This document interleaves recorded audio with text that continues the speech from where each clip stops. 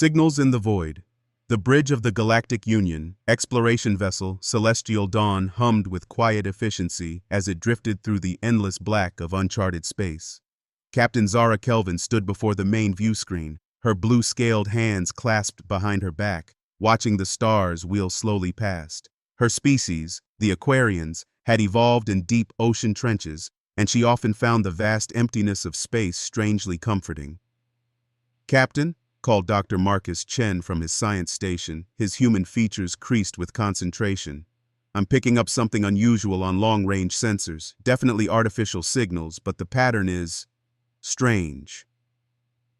Zara turned, her large black eyes focusing on the human scientist who had served aboard her ship for 3 years. Dr. Chen was one of only 12 humans in the entire Galactic Union fleet, his species being relative newcomers to the galactic community. His expertise in xenobiology and ancient technologies had proven invaluable on their 5-year mission to map the Outer Rim territories. "Define strange, Doctor," Zara said, moving to his station with the fluid grace of her aquatic heritage. Marcus manipulated the holographic display, showing a cascade of energy signatures and data streams. "The signals are definitely technological in origin, but they're using communication protocols I recognize from human history, pre-galactic era stuff, maybe 400 or 500 years old." Thyra, the ship's communications specialist, clicked her mandibles together in what her insectoid species used as a thinking gesture.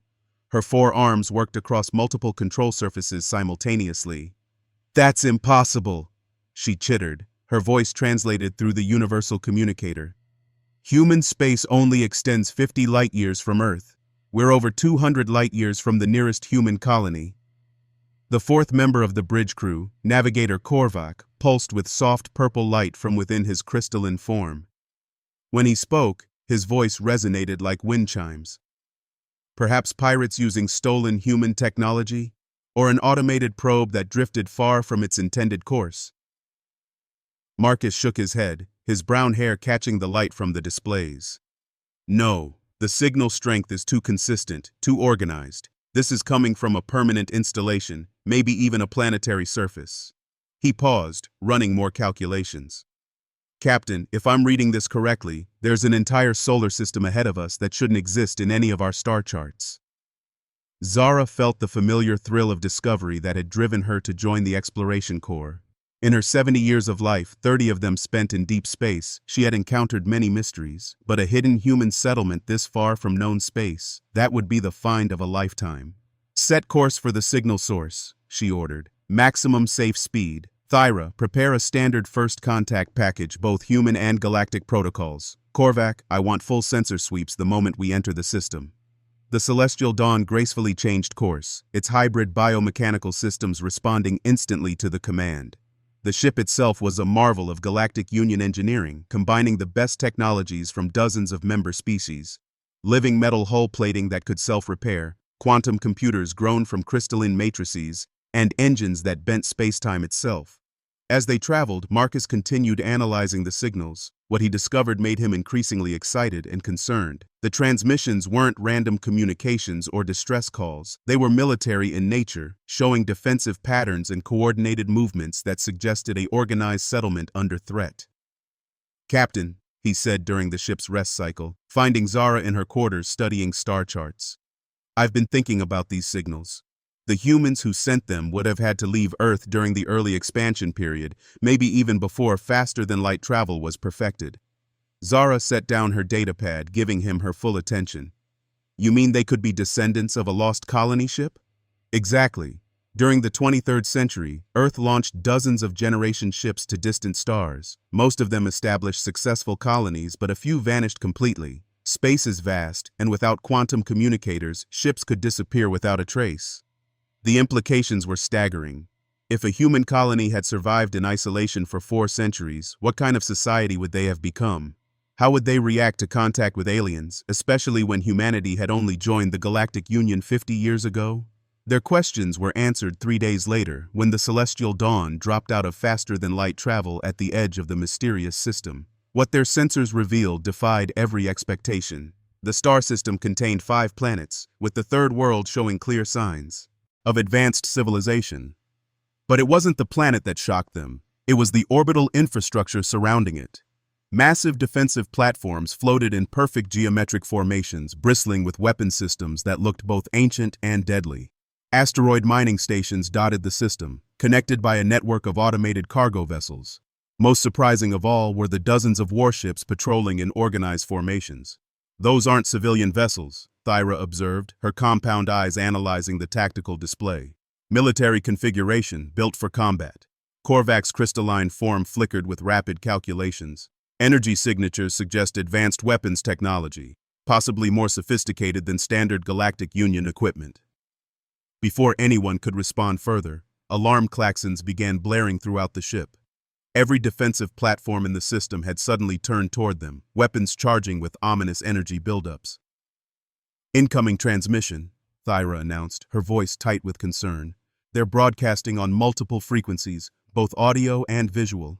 The main screen flickered to life, showing the interior of what appeared to be a military command center.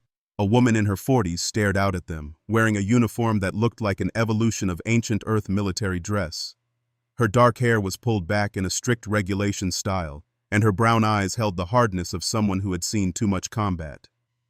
"Unknown vessel," she said in crisp, accented English. "You have entered restricted space of the Terran Colonial Defense Force. Identify yourselves immediately and state your intentions. Any hostile action will be met with overwhelming force." Dr. Chen stepped forward, his hands visible and empty. "This is Dr. Marcus Chen of the Galactic Union exploration vessel Celestial Dawn. We detected your signals and came to investigate. We mean no harm and request permission to establish diplomatic contact." The woman's expression shifted slightly, surprise flickering across her features. "You're human," she said, not as a question but as a statement of fact. "Impossible. How did you get here? What ship are you really from?" "I was born on Earth," Marcus replied carefully. "My species joined the Galactic Union 50 years ago. We're explorers, not military. We had no idea there were humans in this system." A long silence followed. Other figures moved in the background of the transmission, and Marcus could hear urgent whispered conversations. Finally, the woman spoke again.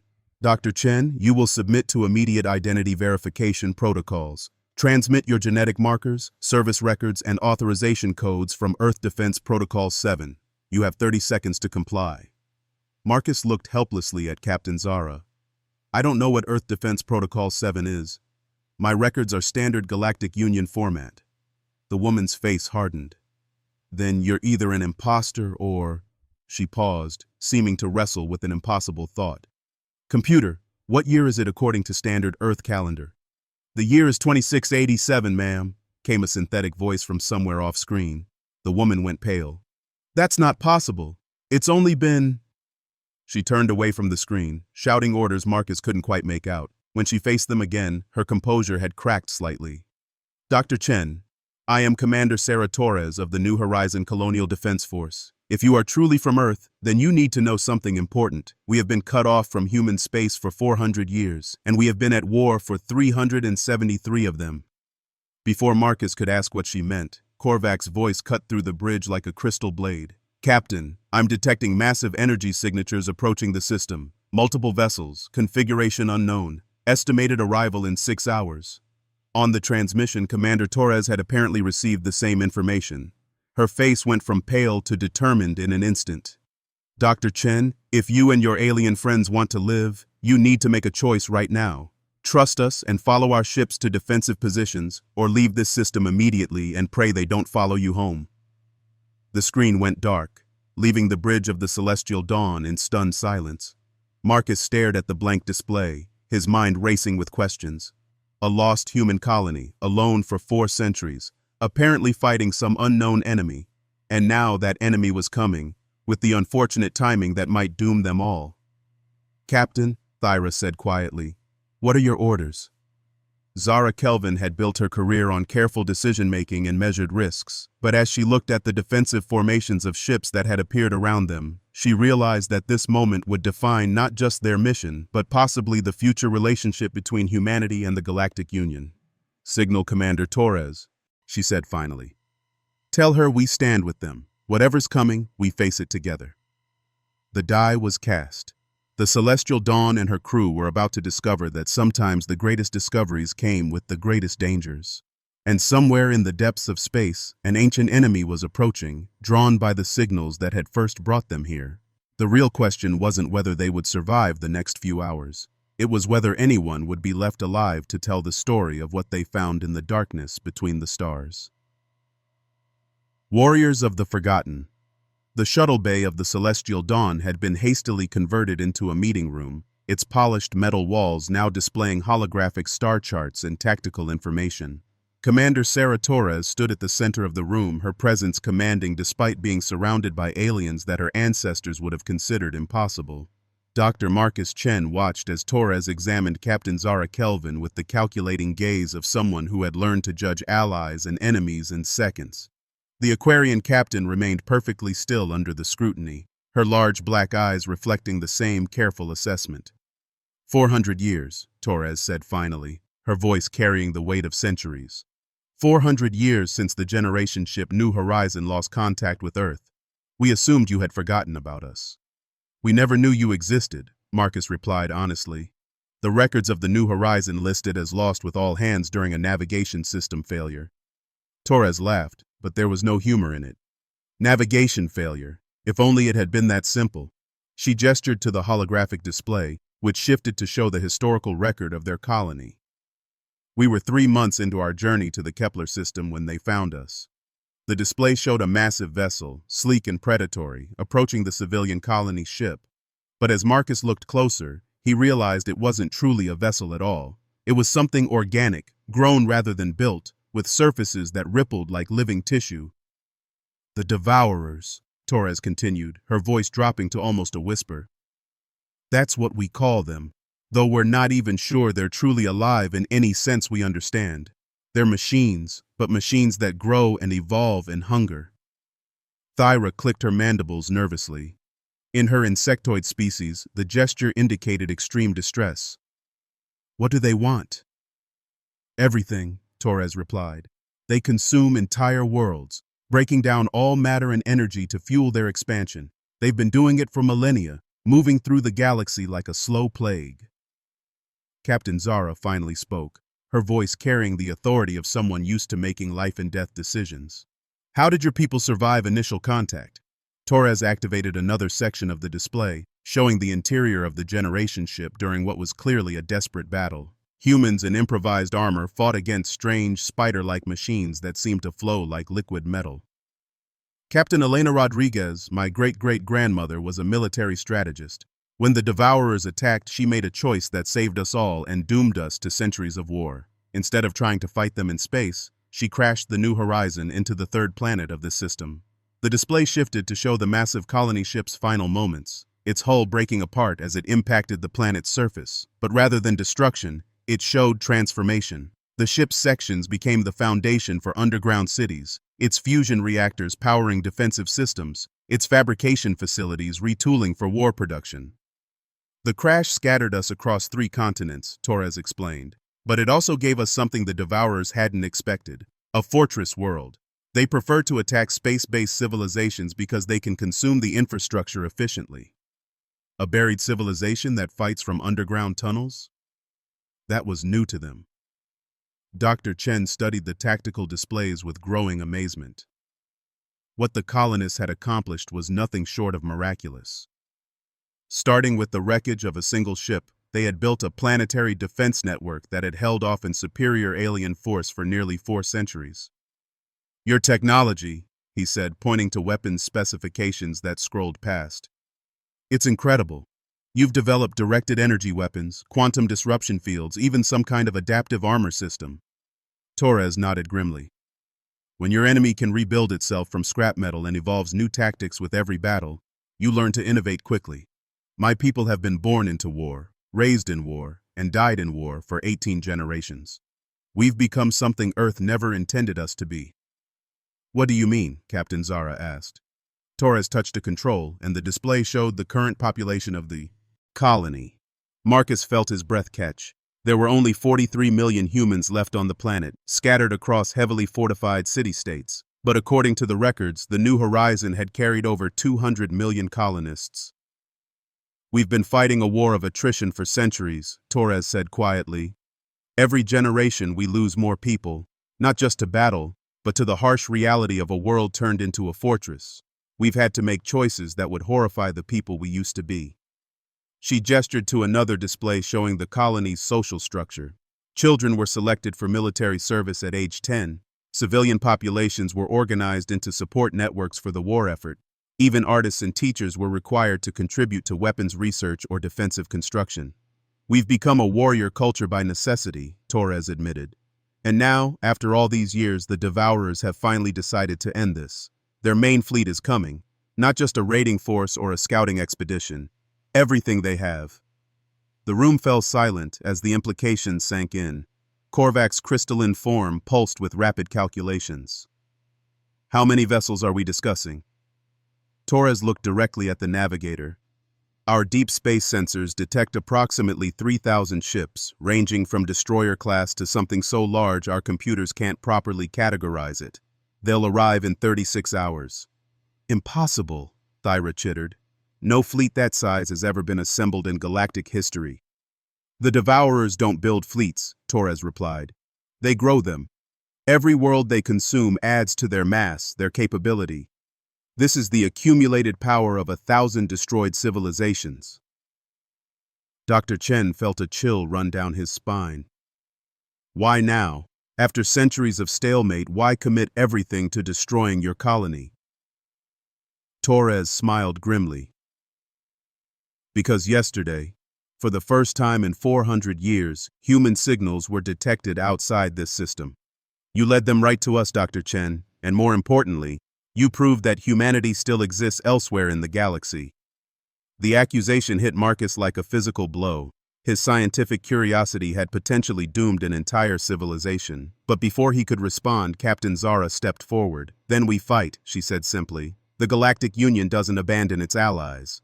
Allies? Torres laughed. Captain, you have one ship, a science vessel, not a warship. Against 3,000 Devourer vessels, you might last 30 seconds. Then we make those 30 seconds count, Zara replied with the calm determination of her species. Dr. Chen, transmit all our technical specifications to Commander Torres, everything we have freely given.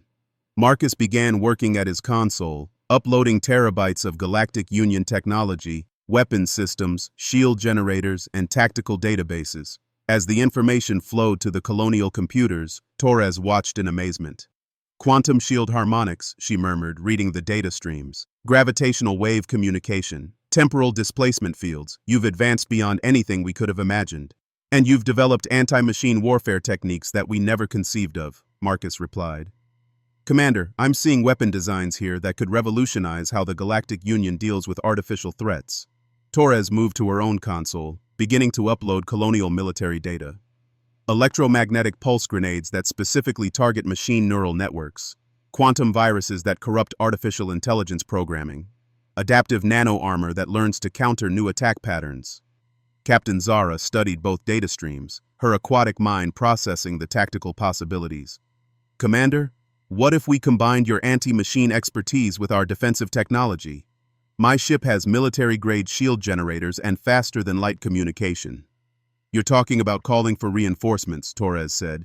Captain, the nearest Galactic Union fleet is weeks away. We have hours. Not reinforcements, Zara corrected. Warning.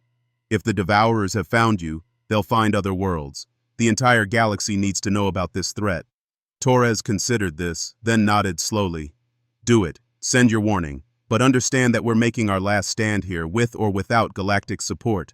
As Thyra began transmitting urgent messages across quantum communication networks, Dr. Chen found himself staring at the genetic records of the colonial population. Something didn't make sense.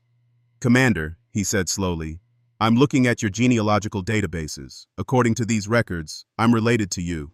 My family name appears in your colonial registry. Torres looked at him sharply. That's impossible. What's your full designation? Dr. Marcus Chen, born on Earth, parents Elena and David Chen, grandparents. He trailed off as he read further, into the colonial records. Grandparents Benjamin and Sarah Chen, who were passengers aboard the New Horizon. The room went completely silent. Torres stared at Marcus as if seeing him for the first time. Benjamin Chen was my great-great-grandfather's friend. They served together on the Colonial Council. She paused, her voice becoming softer. Your grandparents chose to stay behind on Earth instead of making the journey. We have recordings of their farewell messages. The weight of 4 centuries suddenly pressed down on Marcus. His family had said goodbye to these people, never knowing they would survive to build a civilization among the stars, never knowing their descendants would one day be reunited in the face of an ancient enemy. Then we're family, he said quietly. And family doesn't abandon family. Torres nodded, something hard and desperate in her eyes finally softening slightly. Dr. Chen, would you be willing to remain on the planet during the battle? Our military councils could use someone with your knowledge. I'll stay, Marcus replied without hesitation. Captain, with your permission.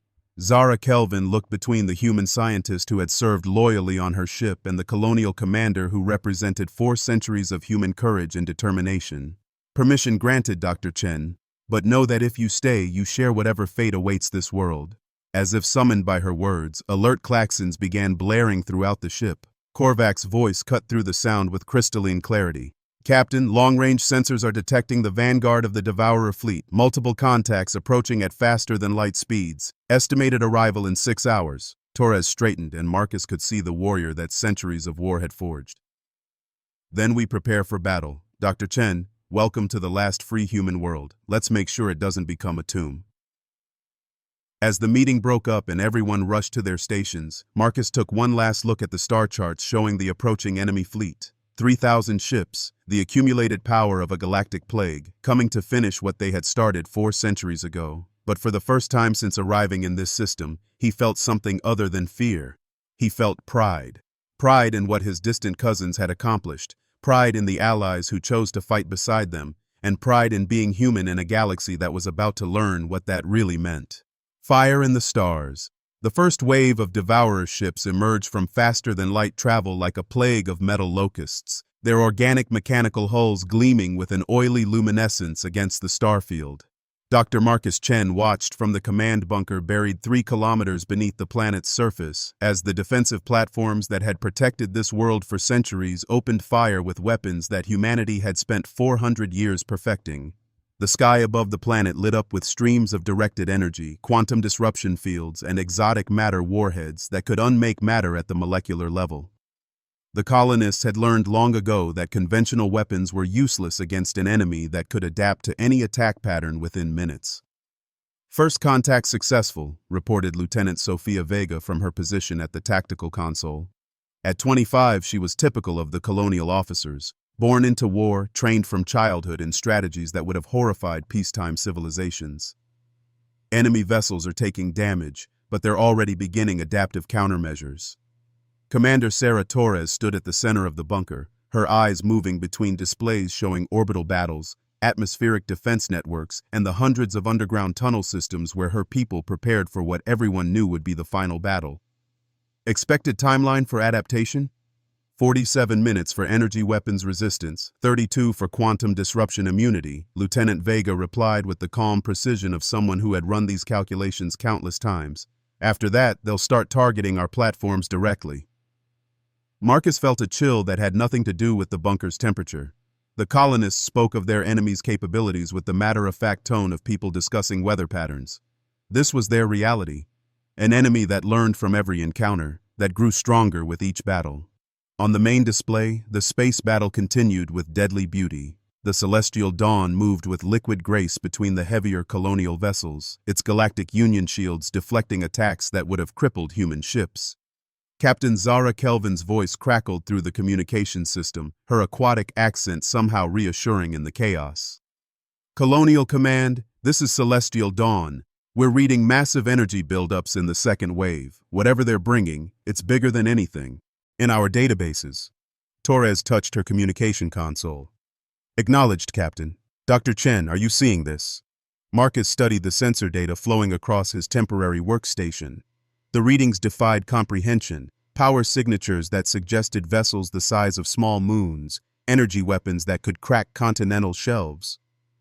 Commander, these readings indicate the main Devourer force is carrying planet-killer weaponry. Then we implement Protocol Omega, Torres said quietly, her voice carrying the weight of a decision that had been planned for centuries. The bunker fell silent except for the hum of electronics. Protocol Omega was the colonists' final contingency, a strategy so desperate that it had never been used, only prepared for. Marcus watched as Torres entered a series of codes into her command console, each digit bringing them closer to a point of no return. "All units, this is Colonial Command," Torres announced on the general frequency. "Authorization Omega is now in effect. All civilian shelters are to be sealed. All military personnel report to assigned positions. The weapon is being activated." "What weapon?" Marcus asked, though part of him feared the answer. Torres gestured to a display that showed the planet's internal structure. For the first time, Marcus realized that the extensive tunnel networks weren't just for transportation and shelter. They formed a geometric pattern that covered the entire planet, connecting massive chambers filled with what his sensors identified as compressed matter reservoirs. "Dr. Chen, what happens when you detonate a planet's core in a controlled fashion?" Torres asked. Marcus stared at her in horror. "You turn the entire world into a weapon." "The New Horizon landed with enough antimatter to power our civilization for 1,000 years, Torres explained. "We've been adding to it for 4 centuries, building a planetary defense system that can channel the planet's own rotation energy into a directed energy burst. One shot, powerful enough to destroy every ship in this system." "Including your own," Marcus said. "Including our own," Torres confirmed. "But the energy wave will propagate through hyperspace. Every Devourer ship within 50 light-years will be damaged or destroyed. It will buy the galaxy decades to prepare for their return." On the displays, the space battle was turning against the defenders. The first wave of Devourer ships had adapted to the colonial weapons and were now pressing their attack with mechanical ruthlessness. The orbital platforms were being systematically destroyed, their 400-year watch finally coming to an end. Lieutenant Vega looked up from her console, her young face pale but determined. "Commander, the second wave is dropping out of hyperspace. Count is..." "Dear God, there are over 2,000 vessels." Marcus watched the tactical display populate with enemy contacts.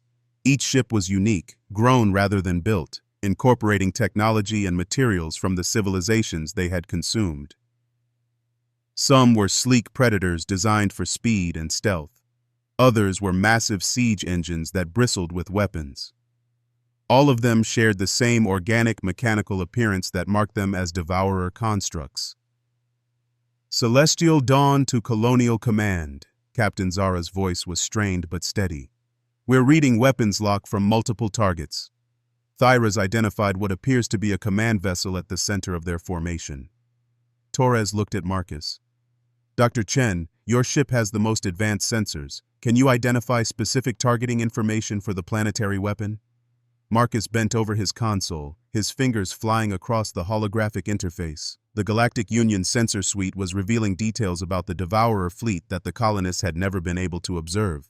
"Commander, I'm seeing something strange. The command vessel isn't just controlling the fleet, it's connected to them, some kind of distributed consciousness network." "Meaning?" "Meaning if we can disrupt the command ship, the entire fleet loses coordination." Marcus looked up excitedly. "Torres, what if we don't have to destroy everything? What if we can just cut the head off the snake?" Torres considered this, her tactical mind racing through possibilities. The planetary weapon can be focused into a tight beam instead of an omnidirectional burst. But the targeting would have to be perfect, and we'd only get one shot. On the display, the Devourer fleet had reached the planet's outer atmosphere. Smaller ships were beginning to deploy, their organic hulls unfolding into drop pods designed for planetary assault. The real battle was about to begin. "All ground units, prepare for contact," Torres announced. "Enemy landing forces incoming. Remember your training, remember why we fight." The first Devourer ground forces hit the planet's surface like falling stars, their impact craters immediately beginning to disgorge, the mechanical horrors that had haunted human nightmares for 4 centuries. But they weren't landing on the surface cities that orbital scans would have revealed. They were landing on carefully prepared killing fields where the colonists had spent generations preparing their welcome. Hidden weapons arrays emerged from concealed positions, filling the air with electromagnetic pulses specifically designed to disrupt machine consciousness. Quantum mines detonated in sequence, creating cascading failures in Devourer neural networks. The colonial military revealed why they had survived so long. They fought like humans had never fought before, with the creativity of desperation and the precision of centuries of practice. Ground forces engaging, reported Major Elena Santos from Sector 7. Enemy adaptation proceeding as expected, but we're inflicting significant casualties. Marcus monitored the battle while working on targeting solutions for the planetary weapon. The colonists fought with a coordination that seemed almost supernatural until he realized what he was seeing. 400 years of constant warfare had evolved them into something new, not just humans defending their home, but an organism perfectly adapted to fight machines. "Dr. Chen," Torres called, "how much longer for target lock?" "Almost there," Marcus replied, sweat beading on his forehead despite the bunker's cool temperature. "The command vessel is maintaining a constant position at the fleet's center, but its shields are— Commander, I'm reading energy signatures I've never seen before." On the display, the massive command vessel was revealed in all its terrifying glory. Unlike the other ships, this one showed clear signs of being ancient. Its hull was scarred with the markings of 1,000 battles, its organic components grotesquely swollen with accumulated biomass from consumed worlds. "That's their mothership," Torres breathed. "The original Devourer construct, the one that started it all." Suddenly, the command vessel began to change. Its hull opened like a flower, revealing an interior that pulsed with malevolent energy. When it spoke, its voice was transmitted on every frequency simultaneously, a composite of 1,000 different species' final words. "Humans of the Third World," the voice was like metal grinding against bone. "Your resistance ends now. Your species will be absorbed. Your uniqueness will be added to our perfection." Torres keyed her communicator. "All units, this is command. The enemy has revealed their primary consciousness. Dr. Chen, do you have target lock?"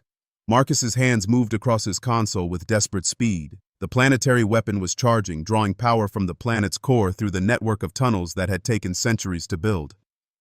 "Target acquired," he announced.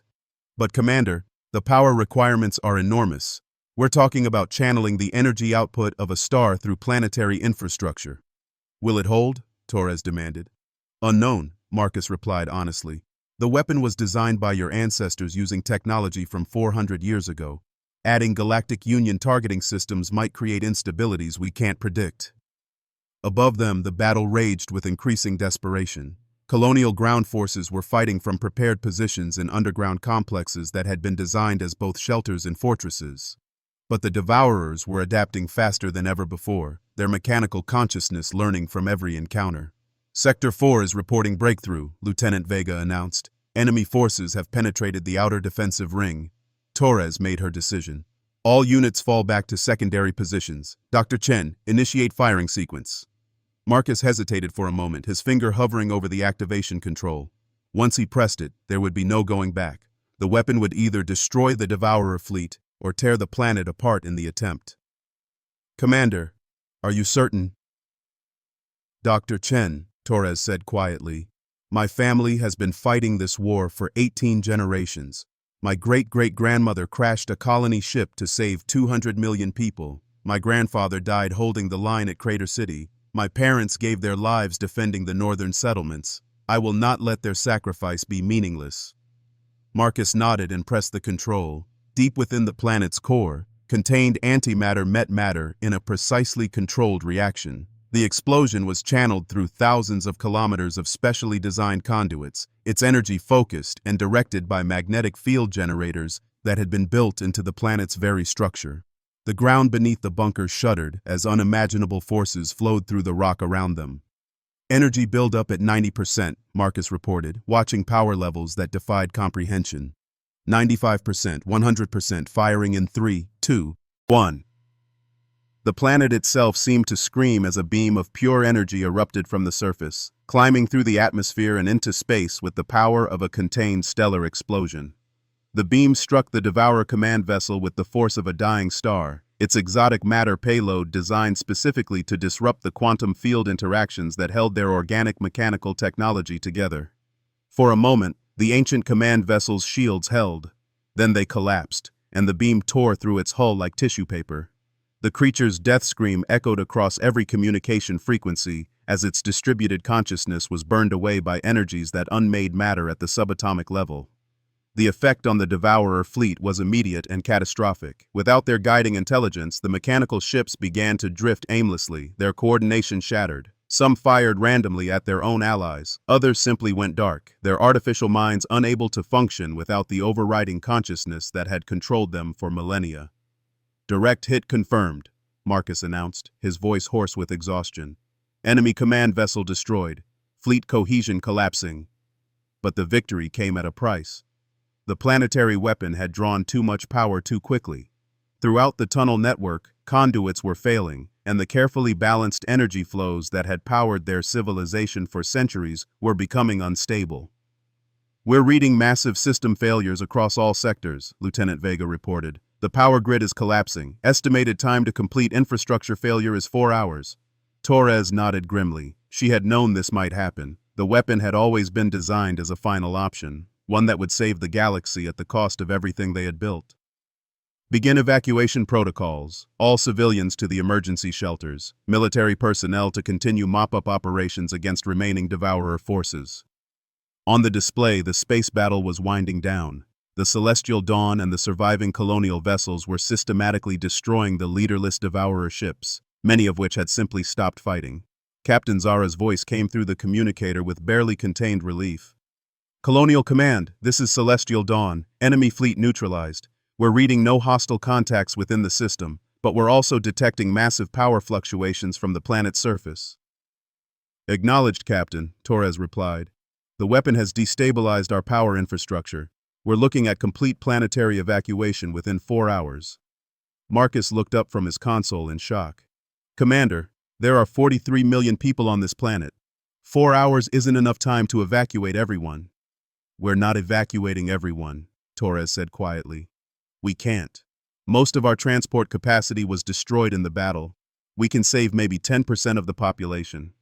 The weight of this revelation settled over the bunker like a shroud. After 4 centuries of survival, after finally defeating their ancient enemy, the colonists faced extinction anyway.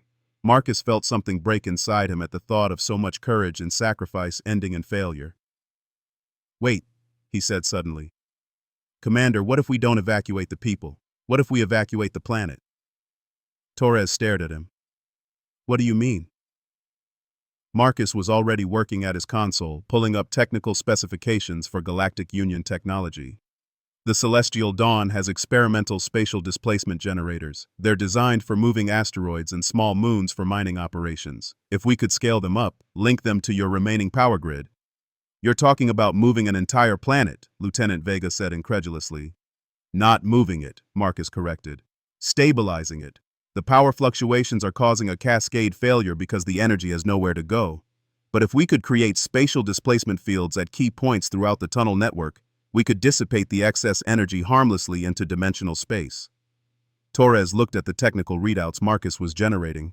"Dr. Chen, even if this worked, it would require perfect coordination between our failing systems and alien technology we've never used." "Then we'd better get started," Marcus replied. "Captain Kelvin, are you monitoring this conversation?" "Affirmative, Dr. Chen," came Zara's reply. "I'm already running calculations. It's theoretically possible, but we'd need to link our ship's main computer directly to your planetary network." "Do it," Torres ordered. "All units, prepare for emergency system integration. This is our last chance." What followed was the most desperate engineering project in human history. Colonial technicians who had spent their lives maintaining 400-year-old systems worked alongside alien engineers to create a hybrid, technology that had never been attempted. The Celestial Dawn descended into the planet's atmosphere, extending connection cables to surface access points throughout the colony. "Integration at 60%, reported Thyra from the alien ship. "Power fluctuations stabilizing in sectors 1 through 7. "Sector 12 is still showing cascade failures," Lieutenant Vega announced. "We need more displacement generators." "I'm adapting mining equipment from the asteroid belt," Korvac reported, his crystalline form pulsing with rapid calculations. "Estimated completion in 47 minutes. As the work continued, Marcus found himself thinking about the strange path that had brought him here. A routine exploration mission had led to the discovery of humanity's greatest victory and near extinction in the same day. But perhaps that was what being human meant, finding hope in impossible circumstances, creating solutions when none should exist. "Final connections established," Thyra announced. "All systems showing green." The planet shuddered one last time as the excess energy from the weapon discharge flowed harmlessly into dimensional space. Throughout the tunnel networks, failing systems stabilized, and the lights that had flickered for 4 hours burned steady once again. System stabilization confirmed, Lieutenant Vega reported, her voice filled with wonder. All sectors showing normal power levels. A cheer went up throughout the bunker, spreading through the communication networks to every shelter and tunnel on the planet. They had done the impossible, defeated an ancient enemy and saved their world in the same day. Torres looked at Marcus with something approaching awe. Dr. Chen, on behalf of the Terran Colonial Defense Force and 43 million colonists, thank you. Thank Captain Kelvin and her crew, Marcus replied. I just provided the theory.